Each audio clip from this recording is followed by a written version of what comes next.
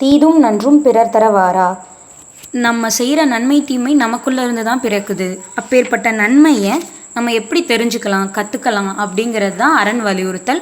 நற்செயல், நல்பண்பு, நல்ல விஷயங்களை நம்ம எப்படி கற்றுக்குறோம், நல்ல மனிதனை நம்ம எப்படிலாம் வாழலாம், அந்த அரண் வலியுறுத்துறது தான் அரண் வலியுறுத்தல்.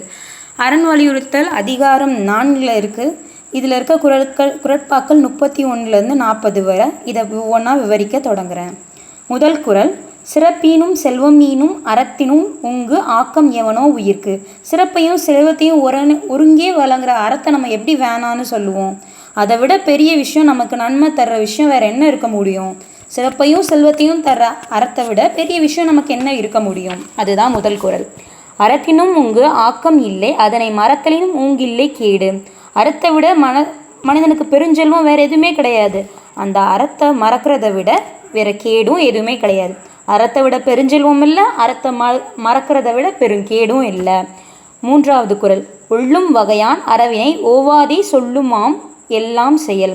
நம்மளால் இயன்ற வலையில் செல்கிற இடம் எல்லாமே அறச்செயல்களை செஞ்சுக்கிட்டே போகணும், நல்ல செயல்களை செஞ்சுக்கிட்டே போகணும் அப்படிங்கிறது தான் இந்த குறளோட நோக்கம். நம்மளால் முடிகிற அளவுக்கு நம்ம போகிற இடங்கள், செய்கிற செயல்கள் எல்லாமே அறச்செயல்களாக இருக்க பார்க்கணும். நான்காவது குறள்: மனதுக்கண் மாசிலான் ஆதல் அனைத்து அரண் ஆகுல நீர பிற. இது நமக்கு ரொம்ப அதிகமாக கேள்விப்படுற குறள். மனதில் குற்றமில்லாத செய்கிற செயல் எல்லாமே அறம்தான். மன தூய்மை இல்லாதவன் செய்கிற செயல் எதுவுமே அறமாகாது. நம்ம மனம் சுத்தமாக இருந்தால் நம்ம செய்கிற செயல் எல்லாமே அறம்தான். மனதில் தூய்மை இல்லாதவன் செய்கிற செயல் எதுவுமே அறத்தின் பால் வராது. ஐந்தாவது குறள்: அழுக்காறு அவாவைகளி இன்னாச்சொல் நான்கும் இழுக்காறு இயன்றது அறம். இதுவும் நமக்கு நல்ல தெரிஞ்ச குறள் தான்.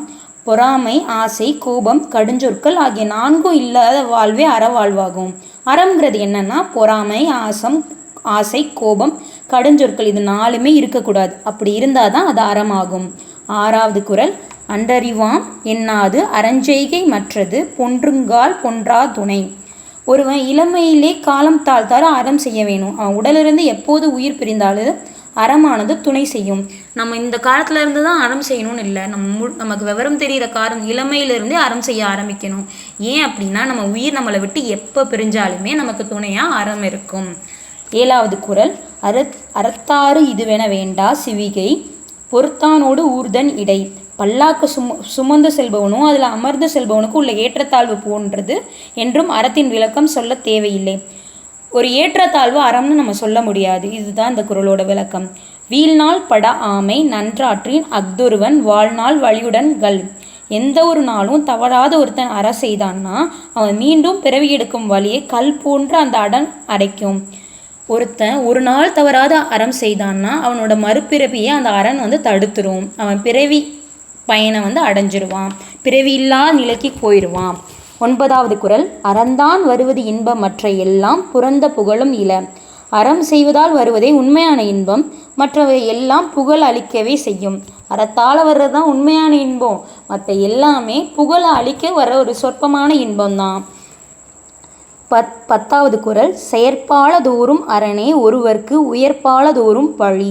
ஒருவன் செய்ய வேண்டியது அரண் மட்டும்தான், அதை போல ஒழிக்க வேண்டியன பழி தரும் செயல்களை தான். செய்ய வேண்டிய ஒரு விஷயம் அரணை மட்டும்தான், ஒழிக்க வேண்டிய ஒரு விஷயம் பழி தரும் செயல்களை மட்டும்தான்.